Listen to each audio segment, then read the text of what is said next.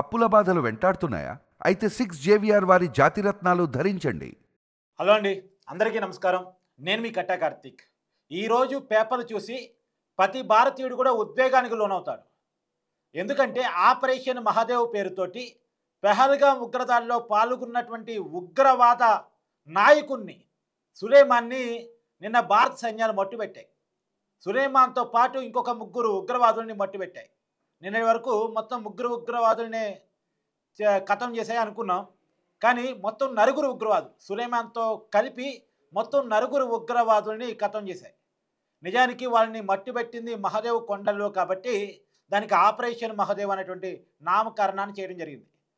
ఒకవైపు పార్లమెంట్లో ఆపరేషన్ సింధూర్ గురించి చర్చ జరుగుతున్న సమయంలో ఇంకొక పక్క శ్రీనగర్ దాచిగా అడవుల్లో మహాదేవ్ కొండల్లో దాక్కున్నటువంటి ఉగ్రవాదుల్ని గుర్తించి వాళ్ళని ఖతం చేయటం ఓ రకంగా భారతదేశం మొత్తం కూడా ఆహ్వానించే పరిణామం.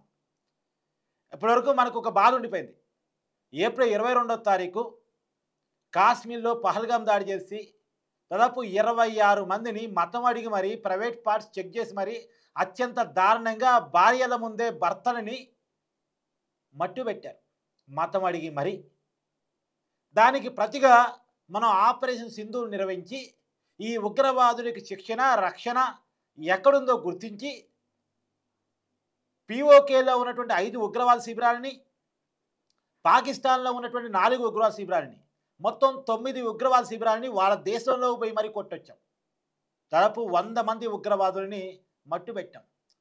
అయినా మనకు బాధ, పహల్గాం దాడిలో పాల్గొన్నటువంటి ఉగ్రవాదులు తప్పించుకున్నారే, 5గురు ఎక్కడ దాక్కున్నారు, 5గురు పారిపోతున్నారే, 5గురిని ఇంకా పట్టుకోలేదే అనేటువంటి బాధ మన సైన్యాల్లో ఉంది. నిజానికి ఆపరేషన్ సింధూర్ పేరుతో పాకిస్తాన్లోకి పోయి మరి ఉగ్రవాదుల్ని మట్టిపెట్టినప్పటికీ తర్వాత వాళ్ళకి సపోర్ట్గా మన దేశం మీద యుద్ధానికి వచ్చిన పాకిస్తాన్ని 2 రోజుల్లో కాలబేరాన్ని తీసుకొచ్చుకున్నప్పటికీ పాకిస్తాన్కి సింధు జలాలు ఆపి మన కాళ్ళ కాడికి పాకిస్తాన్ తెచ్చుకున్నప్పటికీ కూడా మనకు చిన్న బాధ మిగిలిపోయింది. పహల్గాం ఉగ్రదాడిలో పాల్గొన్న ఉగ్రవాదులు ఇంకా తప్పించుకొని తిరుగుతున్నారు, వాళ్ళు ఎక్కడో పర్వత కొండల్లో లోయల్లో దాక్కొని తిరుగుతున్నారు, అడవుల్లో దాక్కుని తిరుగుతున్నారు అనేటువంటి ఒక చిన్న బాధ. కానీ వాళ్ళ మీద నిఘా వ్యవస్థ మాత్రం ఎప్పటికప్పుడు రెడీగా ఉంది. ఇప్పుడు ఈ సులేమాన్ మీద 30 లక్షల రివార్డు ఉంది, అతన్ని పట్టిస్తే 30 లక్షలు ఇస్తామని. ఈ శాటిలైట్ ఫోన్ వాడారట. నిజానికి వీళ్ళు ఎలా దొరికారు అంటే, ఒకటి అక్కడ నియర్ బై ఉన్నటువంటి సంచార జాతులు వాళ్ళ సమాచారం ఒకటి, వీళ్ళు వాడిన శాటిలైట్ ఫోన్ ఒకటి. ఇదే శాటిలైట్ ఫోన్ని పెహల్గాం దాడుల సమయంలో కూడా వీళ్ళు వాడారంట. ఈ శాటిలైట్ ఫోన్ని వాడటాన్ని గమనించినటువంటి పారామిలిటరీ దళాలు అక్కడ లోకల్ పోలీస్ సాయంతో ఆపరేషన్ మహాదేవ్ చేపట్టాయి. పెద్ద ఎత్తున ఒక్కసారిగా చుట్టుముంటే వాళ్ళు కాల్పులు జరిపారు, వాళ్ళకి రివర్స్గా మన వాళ్ళు కాల్పులు జరిపారు. మన వాళ్ళ కాల్పుల్లో 9 ఉగ్రవాదులు చనిపోయారు. మొత్తం నిన్నటి వరకు 3 అనుకున్నాం, మొత్తం 9 ఉగ్రవాదులు చనిపోయారు. ఏదేమైనా దట్టమైన అడవుల్లో, కొండల్లో, పర్వత శ్రేణుల్లో ఎవరికి చేరుకునే అవకాశం లేనటువంటి ఏరియాల్లో వాళ్ళు ఇన్నాళ్ళు దాక్కుంటూ వచ్చారు. వాళ్ళని ఒక్క శాటిలైట్ ఫోను పట్టించేసింది. పట్టుకోవడం మరుక్షణం మన వాళ్ళు ఏమాత్రం ఆగలేదు, వాళ్ళని ఖతం పట్టించారు. ఇప్పుడు అదే సమయంలో పార్లమెంట్లో 16 గంటల పాటు జరిగినటువంటి చర్చలో కూడా భారత రక్షణ శాఖ మంత్రి రాజ్నాథ్ సింగ్ గారు చాలా క్లియర్గా చెప్పారు, ఆపరేషన్ సింధూర్ ఆగలేదు, operation Sindoor will be continue అని. ఏం కంటిన్యూ ఇంకా అంటే, ఒకవేళ ఉగ్రవాదులు కదలిక ఏమాత్రం కనపడ్డా, ఉగ్రవాదులకు రక్షణ శిక్షించే పని పాకిస్తాన్ చేసినా ఏమాత్రం మేము వెనకాడేది లేదు, అవసరమైతే యుద్ధానికి కూడా మేము సిద్ధమే. ఉగ్రవాదుని ఎట్టి పరిస్థితుల్లో వదిలిపెట్టేది లేదు, ఉగ్రవాద చర్యలను మేము యుద్ధంగానే పరిగణిస్తాం. చూశారు కదా మా సత్తా ఏంటో, మా దమ్మేంటో. మా ముందు ఉగ్రవాదులు కానీ ఉగ్రవాదులకు సపోర్ట్ ఇచ్చే పాకిస్తాన్ కానీ 2 రోజులు కూడా నిలబడలేరు. నిజానికి ఒక 2 రోజుల్లో పాకిస్తాన్కి ఉన్నటువంటి వైమానిక శిబిరాలన్నింటినీ కొట్టేసాం మనం. పాకిస్తాన్ కరాచీ సీపోర్ట్ని కొట్టేసాం మనం. మన దమ్ము సత్తా ఏంటో ప్రపంచానికి అర్థమైపోయింది. మన ఆయుధాల ముందు చైనా వైమానిక విమానాలు కూడా నిలబడలేకపోయినాయి. అంటే రాబోయే కాలంలో చైనా కూడా అర్థమైంది, అమ్మ భారత్ దగ్గర ఇంత సత్తా ఉందా అని. రష్యాతో కలిసి భారతదేశం అభివృద్ధి చేసిన టెక్నాలజీ అటు చైనాని ఇటు పాకిస్తాన్ని భయపెట్టిన పరిస్థితి. ఒక టైంలో అమెరికా కూడా భయం వేసిన పరిస్థితి.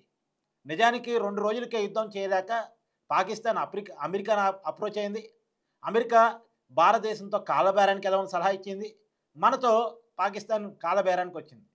దాదేదో అమెరికా తన గొప్పతనంగా చెప్పుకుంది. కానీ మనం చాలా క్లియర్గా చెప్పాం, పాకిస్తాన్ వచ్చిన కాలబేరం వల్లే మన యుద్ధాన్ని ఆపామని. కానీ ఆ యుద్ధం కేవలం పాకిస్తాన్తో మాత్రమే ఆపాం, ఉగ్రవాదులతో ఆపలేదు. ఉగ్రవాద కదలికలు ఎక్కడున్నా, ఎలా ఉన్నా, ఏ రూపంలో ఉన్నా మనకి హాని తలపెట్టే రీతిలో ఉంటే మాత్రం ఖచ్చితంగా వదిలిపెట్టేది లేదు. ఉగ్రవాద మూలాలను పెకిలిస్ చేస్తాం. ఉగ్రవాదుల మీద మేము ఎంచుకున్నటువంటి ఆపరేషన్ సింధూర్ అని పేరు పెట్టడానికి కారణం ఏంటంటే, ఇందాక నేను చెప్పాను కదా, భార్యల సింధూరాన్ని భార్యల కళ్ళ ముందే తీసివేసే ప్రయత్నం చేసేశారు. కాబట్టి అదే ఆపరేషన్ సింధూర్ పేరు పెట్టి ఇద్దరు భారతీయ మహిళలను ముందు పెట్టి పాకిస్తాన్ ఉగ్రవాద శిబిరాల మీద, శిబిరాల్లో దాక్కున్న ఉగ్రవాద మూకల మీద మన ఆర్మీ దాడులు చేసింది. లష్కరే తోయిబా, తర్వాత ఇతర ఆర్గనైజేషన్స్, దాని అనుబంధ ఆర్గనైజేషన్స్, వాటి మీద మనం దాడులు చేశాం. పాకిస్తాన్లోకి వెళ్ళి మరి పీఓకేలోకి వెళ్ళి మరి 100 మంది ఉగ్రవాదులని మట్టుబెట్టి వచ్చాం. నిజానికి మనం పాకిస్తాన్ ఆర్మీ మీద ఒక్క బాంబు వేయలేదు, ఒక్క దాడి చేయలేదు. పాకిస్తాన్ ప్రజల మీద ఒక్క దాడి చేయలేదు. మనం కేవలం పాకిస్తాన్లోకి వెళ్ళి ఉగ్రవాదులను మాత్రమే మట్టుబెట్టి వచ్చాం. ఉగ్రవాద శిబిరాలు ఎక్కడెక్కడ ఉన్నాయో ప్రపంచాన్ని చూపించాం.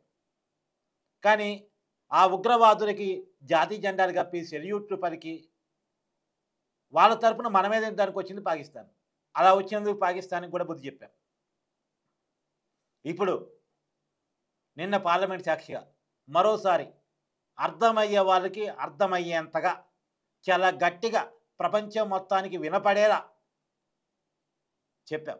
ఒకవైపు ఉగ్రదాడులు చేసిన వాళ్ళ సూత్రధారి సులేమాన్ని కథం పట్టిస్తూనే, ఎక్కడ దాక్కున్నా మిమ్మల్ని వదలమని చెప్తూనే, మేము ఇలా కంటిన్యూ చేస్తాం, ఉగ్రవాదుల్ని మేము ఉపేక్షించాం అనేటువంటి ఒక హెచ్చరికని భారత పార్లమెంట్ నుంచి భారత్ పంపించేసింది.